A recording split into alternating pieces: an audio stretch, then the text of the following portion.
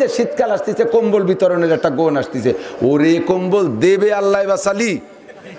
সে কম্বল কোনোদিনও যারে দেয় সেও গায়ে দেয় না, কিছুদিন ছাগলের জ্যাকেট বানাই দিয়েছে, এরপরে পাপোশ বানাইছে, সে পাপোশের যেন আকাশ হয়ে গেছে। উড়ুম বাজা, উড়ুম জানেন তো, উড়ুম মুড়ি মুড়ি উড়ুম বাজা বাইলেন ধরা এই পাইটুও বানাইছে। এই হলো কম্বলের ফাইনাল খেলা শেষ। তুমি কুরবানির সময় গোস্ত, কুরবানির গরুর গোস্ত কিরম দেশ? কয় দিছি আমার গোস্ত আমি যেভাবে পারছি দিছি। বড় কয়বরের মতো ফ্রিজারটা কিনছে, ডিপ ফ্রিজ, বাইসে খুঁটে গিলু মাইটে মগজ পরান সুটির গোস, সিনের গোস, ফাঁচার গোস, জিরা জিরা পছন্দের সব ভরছে, কতগুলো বাল্যবাসের গিরে এরকম টেমা টেমা। আর এই ডিশ বইরে নিয়ে বইছে, আয় তোকে জ্বালায় ঘরে জাতি পারতেছি না। অদ্দূর রাখে করোনার ভয়তে সে আর দিয়েছে আঙ্গামার, ও থাপ তো আড়ি তোলা ভুটো এবার হয়ে চলে গেছে। দুধে পানি দেওয়া সাইডা দাও, কয়েক হুজুর দুধে পানি দেই না, আমরা পানিতে দুধ দেই। এ আর এক কৌশল, আবার দুধি পানি দিতে মানা করছি, আড়ির মধ্যে পানি নিয়ে তার মধ্যে ধোয়ায়, কয় হুজুর আমরা পানিতে দুধ দেই। আর হাদিসে তো দুধি পানি দিয়ে নিচ্ছে। গোটা দুনিয়ার মালিক একটা লোকরেও বানায় দেওয়া হয়। হুজুর বলেন একটা লোকরেও যদি ধনী মানে টোটাল সম্পত্তির মালিক বানায় দেয়, ওই লোকরে যে জিজ্ঞেস করবেন কাকা আপনি বর্তমানে কেমন আছে, ও কি জব দেবে জানেন? কয় মিয়া এই একটা দুনিয়াতে কি হয় কও, এই যে চলা যায় এতে একটুকু একটা দুনিয়া, এতে কি হয় ছেলে মিলিয়ে চলতেই পারতেছি না। আর একটা দুনিয়া হলে কোনো মতে আইটি চলে বেড়াতে পারতাম। ভ্যান ভাড়া করছেন 20 টাকা দিয়ে, এদিক ভ্যান ভাড়া করছেন 20 টাকা দিয়া, যাইয়ে টাকাটা তারে ভ্যানে বসা থাকতে দিয়ে দেবেন, সাথে মাত্র 2 টাকা বেশি দেবেন। সেই 2 টাকা দিয়ে দেবেন, ও যে গল্প করবে অমায়িক লোক। এবার আপনি ভ্যান ঘাটে আইসা ভ্যান আপনার তালাশ করা লাগবে না, ও দৌড়ে আইসে কয়ে কাকা কাকা বসেন, কাকা বসেন। আর যদি নামিয়ে যাই আপনি 15টা দিয়ে কোন যে মানে আর তো 5টা বাংটা নাই, তা তুই আর একদিন দেখা করিস। ফিরে দিন ও আপনারে দেখলি কি কবে, ও আপনারে দেখেই ভ্যানের চাকার হাওয়া ছাড়িয়ে দেবে। কাকা হাওয়া নাই, কাকা হাওয়া নাই। জাকাত দেয় আমাদের বড় লোকরা, 150 টাকা দেবে লুঙ্গি, 200 টাকা দেবে শাড়ি, যা একবার দুইবার ধোয়ার পরে মাল কাটিয়ে গেলি, ও পড়লে দরজায় যদি পা ফাঁক করে দাঁড়ান, ভিতরের থেকে তাকাইলে ওরা উলাখের দেখা যায়, ওই পাশে আরো দেখা যায়, এক্সরেও করা লাগে না ওরে।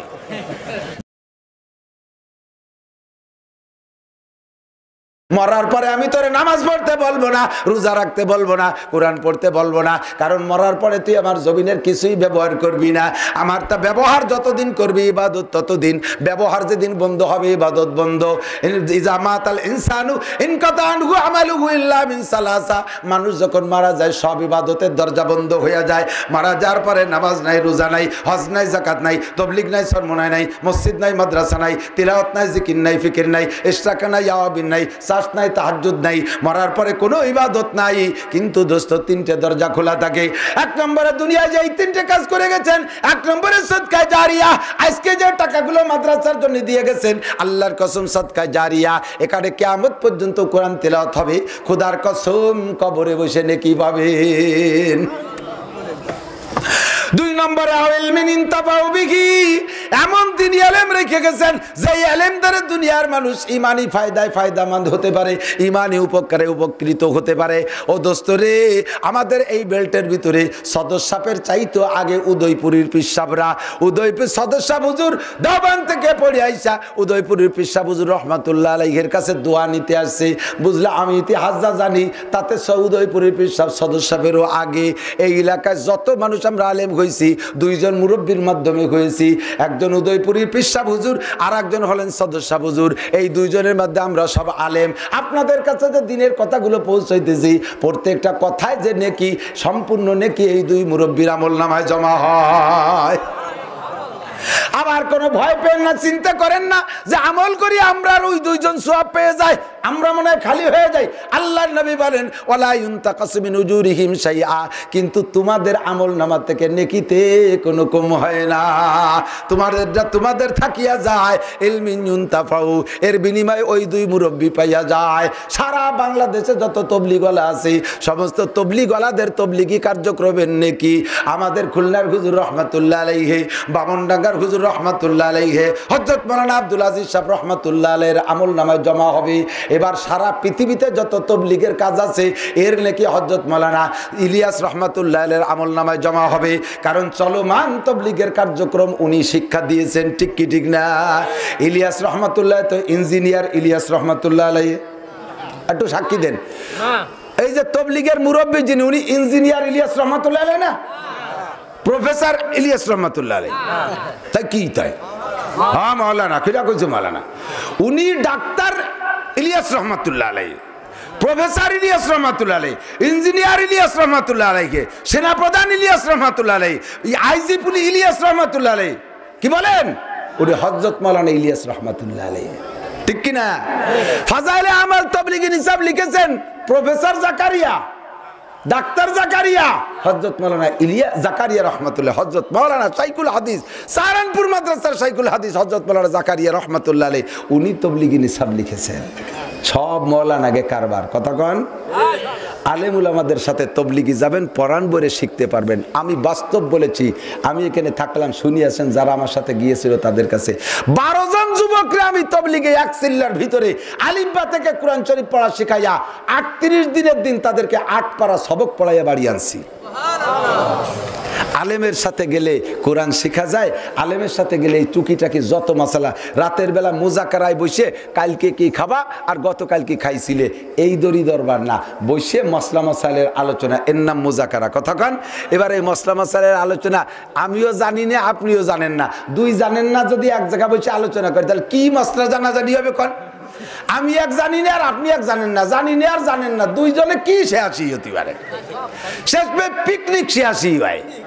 গতকাল কি খাইছি, আগামীকাল কি খাবো, এই খাওয়ার দরবার। কার রান্না ভালো হয়েছিল সে ডেলি ডেলি রানবে, এর বেশি আর কি শিখবেন?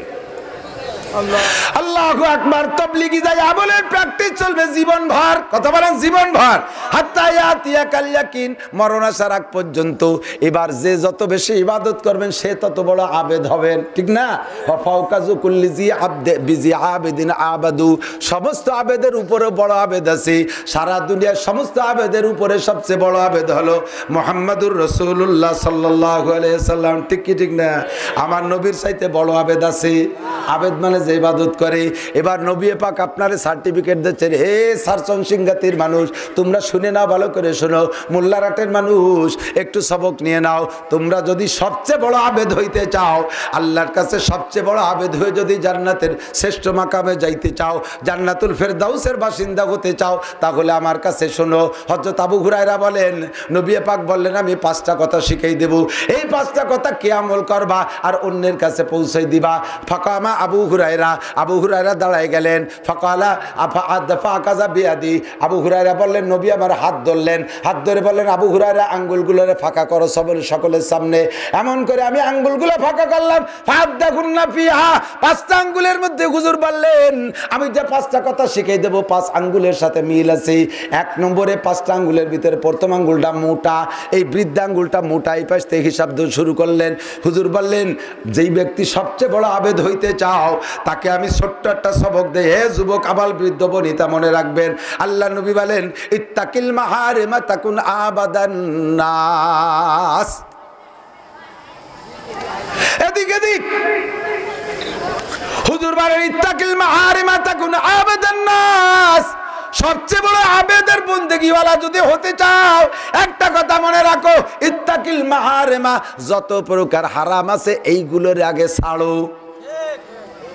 হারামে পেটটা গিজ গিজ করতেছে, আবার তুমি নামাজ পড়ো, রোজা রাখো, জিকির করো, তবলিগি যাও, ইশরাক পড়ো, আবিন পড়ো, সুদও খাও, ঘুষও খাও, সুরা টাকা খাও। ছেলেরাই আবা গাজা ফেন্সিলিন বিড়ি সিগারেট বেচে পয়সা কামাই করে, সেই টাকা খাইয়া তুমি জিকির ফিকির করো। ছেলেটা চাকরি করে এক ডিপার্টমেন্টে 25,000 টাকা বেতন পায়, তা তুমি বাপ ভালো করে জানো। মাসে তোমার অ্যাকাউন্টে 2 লাখ টাকা দেয়, তুমি বড় মস করে ভাঙ্গো আর খাইয়ে জিকির করো। ওই জিকিরই কাম হবে না। ছেলের কাছে জিজ্ঞেস করো বাপ বেতন পাস কত? 25,000 টাকা বেতন পাই, তাহলে 2 লাখ টাকা পাস কোন জায়গায়? ছেলেতে জবাব দেয় আল্লাহ, আব্বা আমার আলাদা একটা অ্যাকাউন্ট আছে সরাসরি আল্লাহর সাথে, আল্লাহ সেই অ্যাকাউন্টের থেকে আমার খাটের তলে টাকা পাঠায় দেয়। ঘুষে টাকা খাইয়া ইবাদত করে বড় আবেদ হওয়া যাবে না। নবী কয় বেশি নামাজ পড়ে বড় আবেদ হবে, এ কথা হুজুর বলে নাই।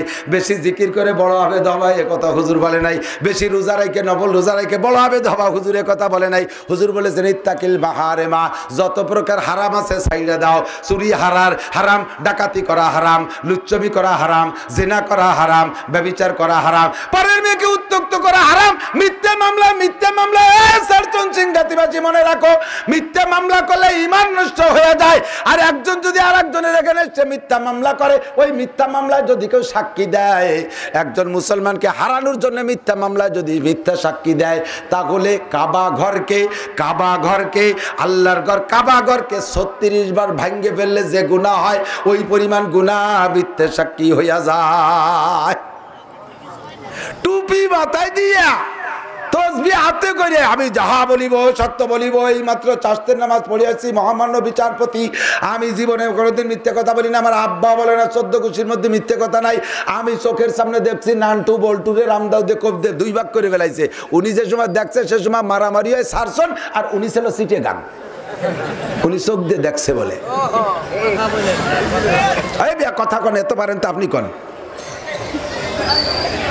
আল্লাহ এই মিথ্যে সাক্ষী জীবনেও দেব না, এই অঙ্গীকার থাকতে হবে। কথা বলেন, মিথ্যে সাক্ষী ছাইড়ে দাও, মিথ্যে মামলা ছাইড়ে দাও, চর দখল করা ছাড়িয়ে দাও, পরের জমি জাল দলিল করা ছাড়িয়ে দাও, সুদে কারবার ছাইড়ে দাও, ঘুষের কারবার ছাইড়ে দাও, দুধে পানি দিয়া ছাইড়ে দাও। কয় কি হুজুর দুধে পানি দেই না, আমরা পানিতে দুধ দেই। এ আর এক কৌশল, আবার দুধি পানি দিতে মানা করছি, আড়ির মধ্যে পানি নিয়ে তার মধ্যে ধোয়ায়। কয় হুজুর আমরা পানিতে দুধ দেই, আর হাদিসে তো দুধি পানি দিয়ে নিচ্ছে। ওরে হকু, তোমার চালাকি আল্লাহ ভালো করে জানে। আগে মারবে তোর বাছুর, তারপরে মারবে তোর গাই, এরপরে তোর হবে ডায়াবেটিস, গোষ্ঠী শুদ্ধ শুয়ে পড়বি। আল্লাহু আকবার, সাবধান। ইত্তাকিল মাহারিমা তাকুন আবাদান নাস, সবচেয়ে বড় আবেদ হইতে হলে হারাম ছাইড়ে দাও। রাতভর বললেও শেষ হবে না, সংক্ষেপ করে দেব দোস্ত। 2 নম্বরে হুজুর বলেন, হে দুনিয়ার মানুষ, বড় লোক হওয়ার ইচ্ছা সবাই করো, ধনী হওয়ার ইচ্ছা সবাই করো, ধনী গণী সবাই হইতে চাও। যদি সবচেয়ে বড় লোক হইতে চাও, সবচেয়ে বড় ধনী হইতে চাও, হুজুর সংক্ষেপে বলেন, ওয়ারদা বিমা কাসামাল্লাহু লাকা তাকুন আগরান নাস। যদি তুমি সবচেয়ে বড় ধনী হইতে চাও, ছোট্ট একটা সবক শুনে নাও, আল্লাহ যা দেশে তার উপরে খুশি থাকো। কথা কন, কয় যে হ্যাঁ ওই সালমান এফ রহমানের কত টাকা, এরপরে ওই আকিস সাহেবকে কত টাকা, আর আল্লাহ পাক আমারে দিল না। আল্লাহ এতভাবে হাতে ধরে আমারে ঠগালো, আল্লাহর মতো পার্সিয়ালিটি নাই। জোরে কান নাউজুবিল্লাহ। তুমি নিচের দিক তাকায় দেখো, আমি আপনি যে জায়গা আছি, আমার আপনার চাইতে নিচে গরিব আছে না নাই? আছে না নাই? তাহলে তার চাইতে আমি ভালো আছি না? যদি যা আছে তারপর সন্তুষ্ট থাকেন তাহলেই ধনী, নইলে গোটা দুনিয়ার মালিক বানাই দিলে আপনি ধনী হতে পারবেন না। হাদিসে আছে পরিষ্কার, হুজুর বলেন এই বর্তমান দুনিয়ায় আমরা 800 কোটি মানুষ আছি, এই 800 কোটি মানুষই তো দুনিয়ারে ভাগযোগ করে খাচ্ছি।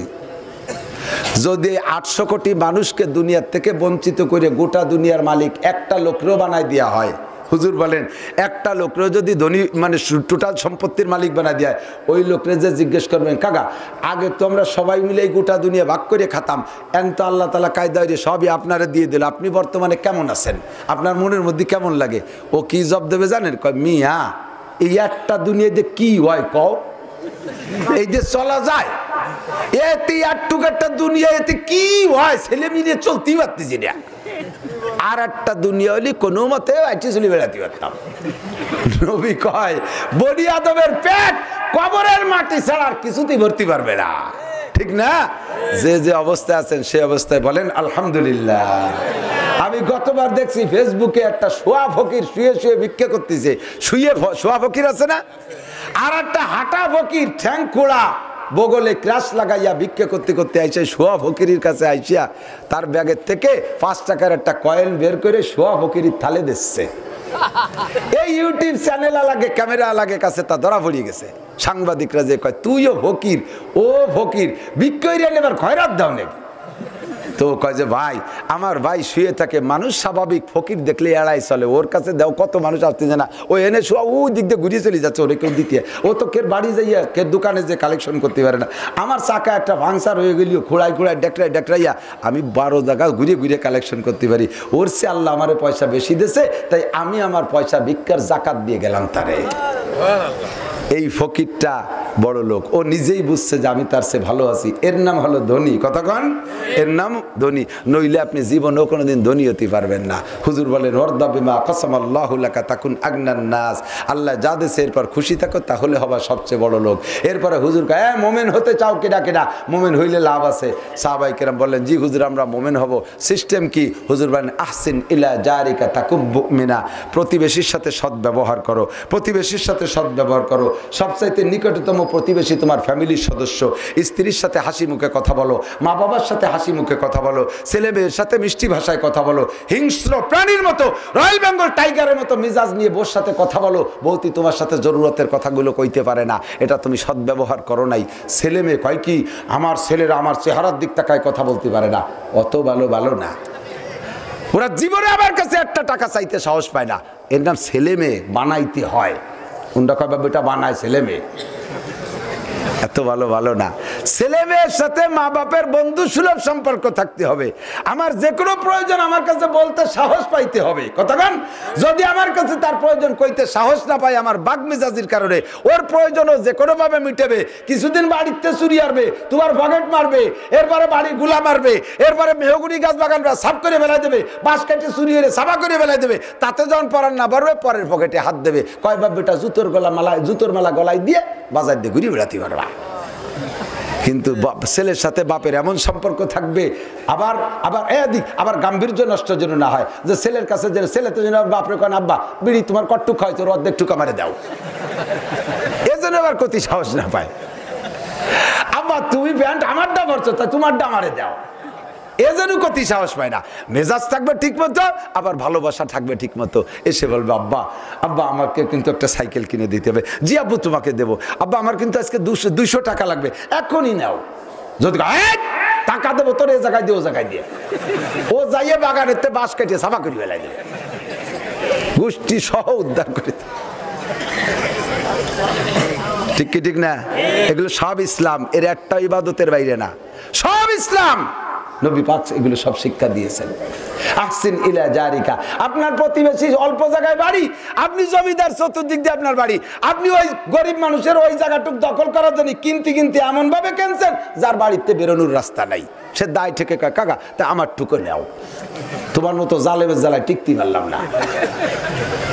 সে যে জায়গা আছে তার জায়গায় তারে বসবাস করতে দেন, তার জায়গায় রাস্তা হয় না, আপনার জায়গায় দিয়ে রাস্তা তৈরি করে দেন, আল্লাহ তাআলা আপনাকে জান্নাতের রাস্তা খুলে দেবে।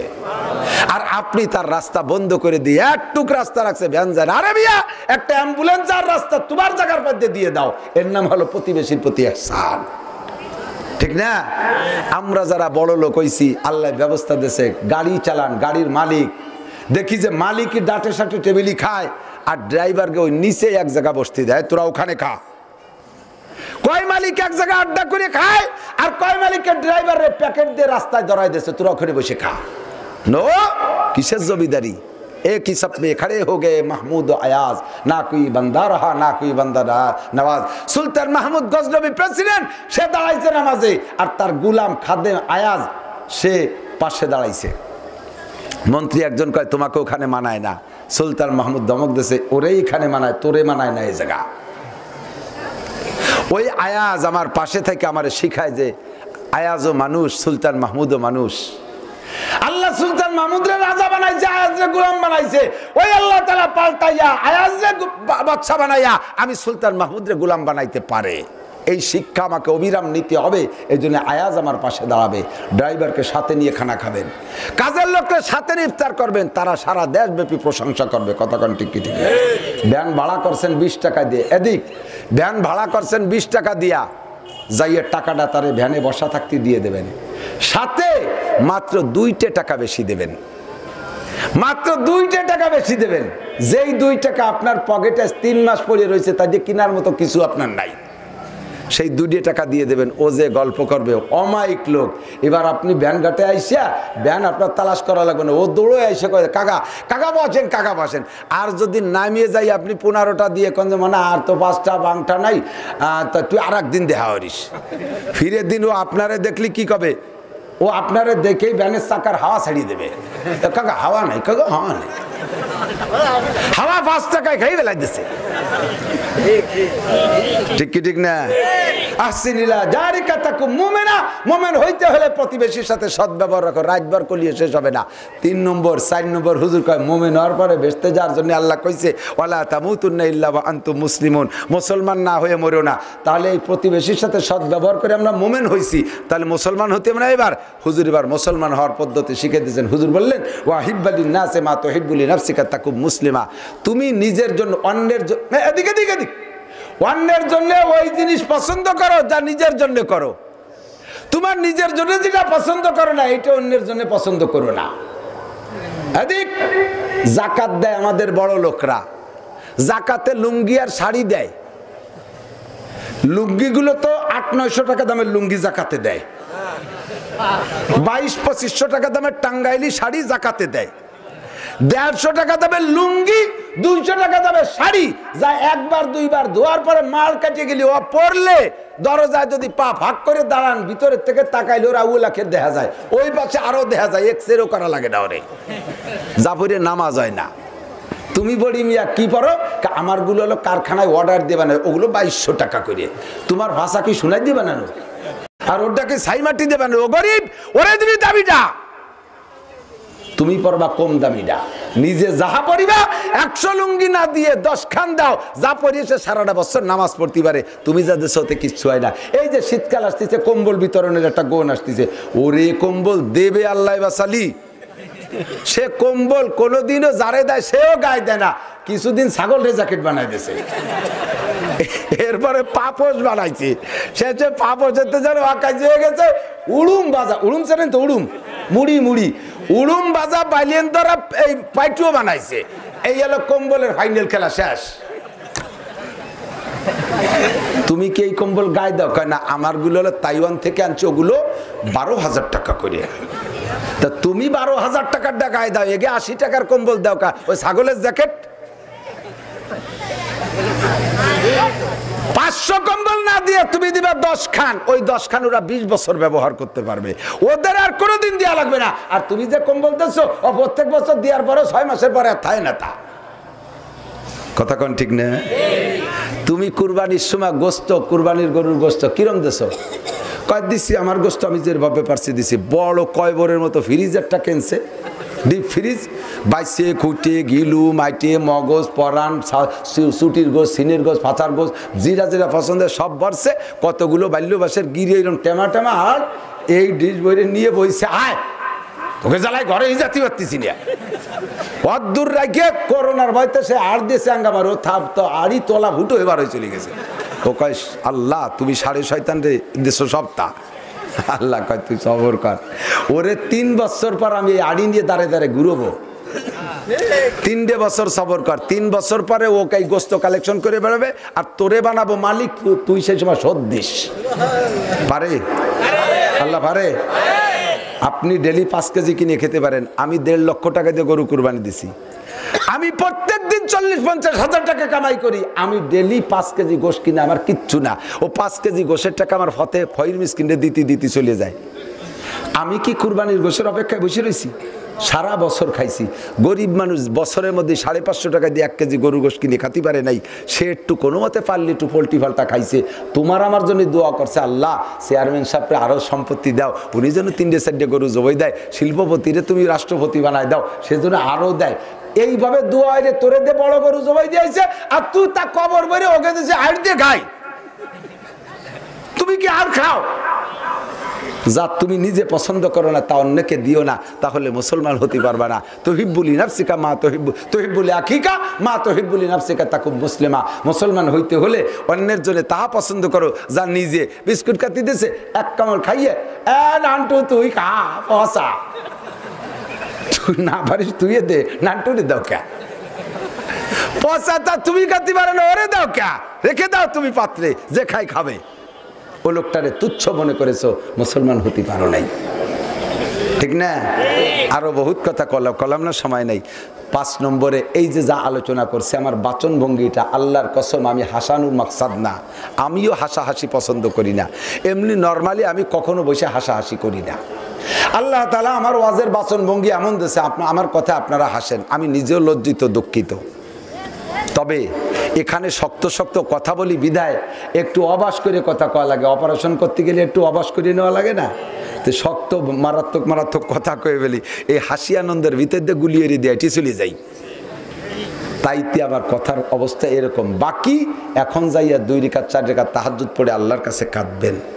ফালিয়াজহাকু কালিলা ওয়ালিয়াবকু কাসীরা, বেশি বেশি করে কাঁদো, কম কম করে হাসো, বেশি বেশি করে কাঁদো, কম কম করে হাসো। ফাইন্না কাসরাতা যাহকে তুবিতুল কলব, বেশি হাসলে দিল মরে যায়, বেশি হাসলে দিল মরে যায়। কয় দিল মরে যায়, আমি বাইসে রয়েছি দিল মরে যায়, তা কিভাবে বুঝবো?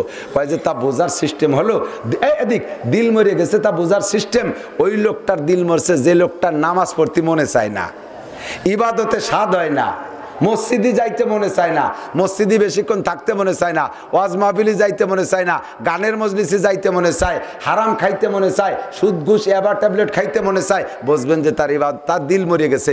মুনাজাত করলে কান্নায় চোখে পানি আসে না, ওই লোকটা বুঝবেন যে দিল মরে গেছে। আর এই দিল মরার কারণ হলো ইত্যাদি ইত্যাদি।